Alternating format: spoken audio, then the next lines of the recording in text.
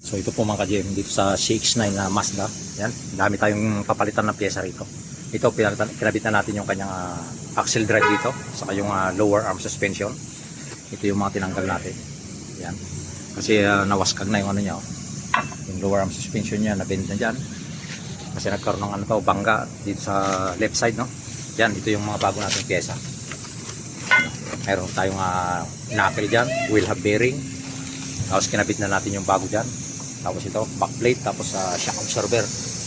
Ayan po yung mga papalitan pa natin, no? Tapos niresurface na rin natin yung kanyang rotor disc sa harapan. Tapos papalitan din natin ng bagong brake pads. So ayan po, isa itong Mazda CX-9. So ayan siya, bali dito na natin kinabit yung wheel hub bearing sa baba, no? Bago natin na ikabit dito mga ka-GM sa taas. Yan, bali dito na lang natin yung 4 na bolt niyan. Kasi yung isa, ito, palitan natin ng buo. Yan, binurot natin, kinuha natin yung tornilyo.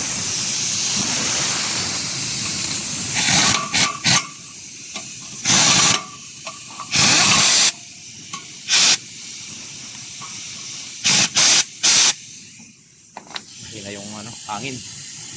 Ito po mga ka-GM, bali tatanggalin muna natin yung ating luma na shock absorber. Ilagay na natin dito sa compressor spring natin, no? Kasi ito yung bago natin na ikakabit natin para dito.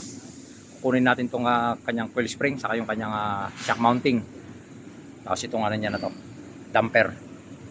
Saka yung mga rubber niya dyan. At ikakabit natin dito sa bago. So ayan, ito yung gamit pala natin sa pagpalit ng shock absorber. So ito na po mga ka-GM, no? Finished product na po tayo. Naikabit na po natin lahat yung kanyang mga pyesa. Shock absorber, wheel hub bearing, axle shock, tapos itong kanyang knuckle na bago. Yan. So tapos sa lower arm. So kumpleto na po siya.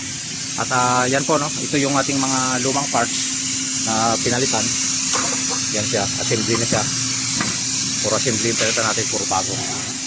So ito na siya. Tapos niresurface natin yung kanyang rotor disc sa harapan. Pinalitan din natin yung kanyang front brake pads. Ganon din sa kabila.